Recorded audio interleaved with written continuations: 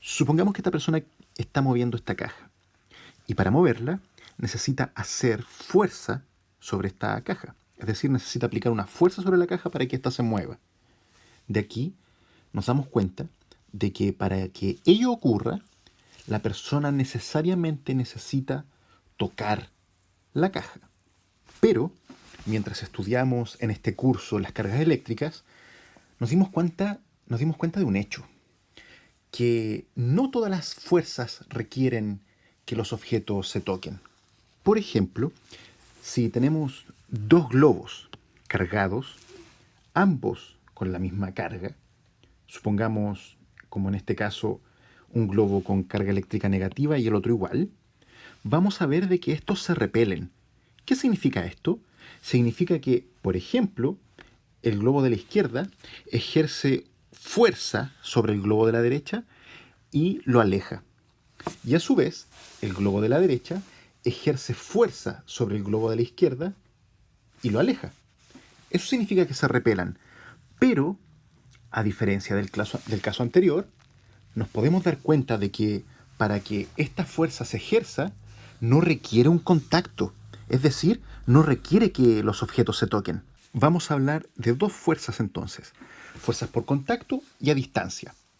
Cuando se requiera que dos cuerpos se toquen para que se ejerza una fuerza, esas fuerzas las vamos a llamar fuerzas por contacto. Mientras que cuando se ejerce una fuerza y dicha fuerza no requiera un contacto para que ésta sea ejercida, a esas fuerzas las vamos a llamar fuerzas a distancia. Ejemplos de fuerzas a distancia son, por ejemplo, la gravedad. Los objetos caen hacia el suelo debido a que la gravedad los empuja hacia abajo. La gravedad no es nada más que la fuerza que ejerce el planeta sobre los objetos. Y es por eso que, por ejemplo, las frutas caen de los árboles. Y si nos damos cuenta, el planeta no requiere tocar a los objetos para que estos caigan. Por lo tanto, el planeta ejerce una fuerza a distancia sobre los objetos. La gravedad es una fuerza a distancia. Otro ejemplo de fuerza a distancia es la que ejercen los imanes sobre los objetos hechos de fierro. Por ejemplo, si acercamos un imán a un clavo hecho de fierro, nos vamos a dar cuenta de que el imán va a atraer al clavo. Y nuevamente, aquí el imán no requiere tocar al clavo para que éste se sienta atraído. Por lo tanto, la fuerza que ejerce el imán sobre el clavo es una fuerza a distancia. Así como la fuerza que ejerce la Tierra sobre los objetos para que estos caigan, la fuerza de gravedad, y a su vez, al igual que la fuerza magnética que ejerce el imán sobre los objetos de fierro, nosotros conocemos otra fuerza ahora, en este curso, que es a distancia. Estamos hablando de la fuerza eléctrica. Las cargas ejercen una fuerza sobre otras cargas. Cargas idénticas, como en este caso, se repelen. Eso quiere decir de que estas cargas ejercen fuerza sobre las otras cargas de igual signo para que éstas se alejen. Sin embargo, cuando tenemos cargas de igual signo, ejercen fuerza para que éstas se atraigan. Pero nuevamente, aquí no requiere un contacto para que esta fuerza sea aplicada. La pregunta que deben hacer es, ¿cómo es que es posible que dos objetos ejerzan fuerza uno sobre otro sin necesidad de tocarse? Para comprender esto fue que se ideó el concepto de campo eléctrico. El campo eléctrico es una propiedad del espacio y lo podemos entender, en cierta medida, como una especie de medio que permite que un cuerpo ejerza fuerza sobre otro sin la necesidad de este contacto. El campo eléctrico depende, entre otras cosas, de la carga que lo produce. Es decir, si la carga que produce el campo eléctrico es grande, el campo producido será grande. Si la carga que lo produce es chica, el campo producido será pequeño. Pero no depende tan solo de la carga. Vamos a ver otra cosa después. De otro detalle que nos tenemos que dar cuenta es que el campo eléctrico es un vector. ¿Qué quiere decir esto? Las cantidades vectoriales no tan solo tienen un tamaño, sino que también se caracterizan porque tienen una dirección asociada. Por ejemplo, en este punto el campo eléctrico tiene una dirección hacia arriba, mientras que hacia abajo tiene una dirección también hacia abajo. Y aquí a la derecha tiene una dirección a la derecha, y en este punto de aquí tiene una dirección en diagonal hacia arriba, también hacia la derecha, y aquí tiene una dirección en diagonal hacia arriba, hacia la izquierda. Y así el campo eléctrico tiene asociada una dirección según el punto en el espacio que lo estemos analizando. Para poder determinar la dirección del campo eléctrico, tenemos que considerar una carga pequeña y positiva.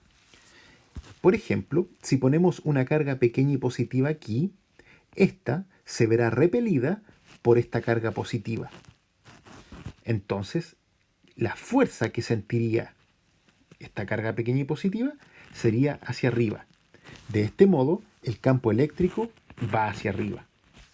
Si pusiéramos una carga pequeña y positiva aquí, ahora la carga pequeña se sentiría repelida hacia la derecha. De este modo, el campo también va hacia la derecha. De este modo vemos que el campo eléctrico tiene la misma dirección que la fuerza que se ejercería sobre una carga pequeña y positiva. Entonces, alguien podría decir, si el campo eléctrico tiene la misma dirección que tendría la fuerza que se ejerce sobre una carga pequeña y positiva, entonces el campo eléctrico depende incluso, la dirección del campo eléctrico depende incluso de la carga que lo ejerza. Y eso es así. Supongamos que ahora ya no tenemos una carga positiva, sino una carga negativa, y quisiéramos dibujar el campo eléctrico, tendríamos que nuevamente tomar una carga pequeña, positiva, y en esta ocasión no se vería repelida, sino que se vería atraída. De este modo, en este punto, el campo eléctrico iría en esta dirección. Podemos tomar otra carga pequeña y positiva, la ponemos aquí y nuevamente se vería atraída. Y aquí también se vería atraída. Y así sucesivamente nos daríamos cuenta de que el campo eléctrico ahora para la carga negativa es entrante. Antes las flechas iban saliendo de la carga porque representaban la repulsión. En este caso, las flechas van entrante porque la carga pequeña y positiva se sentiría atraída a la carga negativa. Ahora, fijémonos en esto. Uno puede poner una carga positiva. En un comienzo no hay nada, pero en el momento que soltamos la carga positiva aquí, aparece el campo eléctrico, la propiedad del espacio. Nuevamente, si no hay carga, no hay campo. Y si nos fijamos, las flechas siempre salen de la carga positiva, debido a que si tuviéramos una carga pequeñita y positiva ahí, se sentiría repelida. ¿Qué pasa si ponemos una carga negativa? ¿Cómo va a ser el campo eléctrico? Ahora las flechas apuntan todas hacia la carga negativa. Eso quiere decir de que si pusiéramos una carga pequeña y positiva, como tendría el signo contrario, se sentiría atraída hacia la carga. Por eso que las flechas apuntan hacia la carga. Veámoslo nuevamente. Pongamos una carga positiva. Y al contrario de lo que pasa con la carga negativa, aquí las flechas apuntan hacia afuera de la carga positiva, debido a que es hacia donde sentiría la fuerza la carga pequeña y positiva, por tener el mismo signo. De otra cosa de la que nos tenemos que dar cuenta es que las flechas más cercas, que están más cercanas a la carga, son más luminosas. Las flechas que están más alejadas son más oscuras. Esto nos está dando cuenta de que el campo eléctrico es más fuerte mientras más cerca está de la carga. Y a su vez, el campo eléctrico es más débil mientras más lejos está de la carga. Esto también pasa con la carga negativa.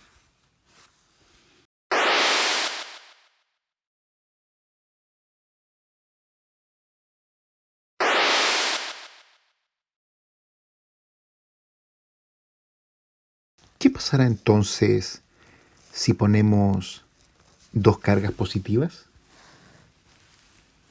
Veamos.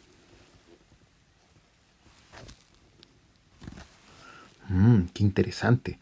Vemos que las flechas que están en medio de estas dos cargas positivas tratan de alejarse. En ningún momento apuntan hacia las cargas positivas.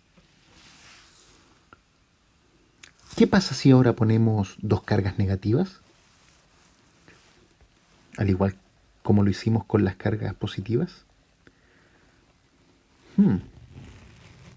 Podemos ver que en el centro, nuevamente, pasa algo extraño. Vamos a poner esto aquí y esto acá. Vamos a ver nuevamente que en el centro pasa algo extraño. Vemos como que no hay ninguna flecha apuntando hacia el centro, al centro de estas dos cargas. Ya vamos a analizar esto en más detalle. ¿Y qué pasa si ponemos una carga positiva y ahora ponemos otra negativa?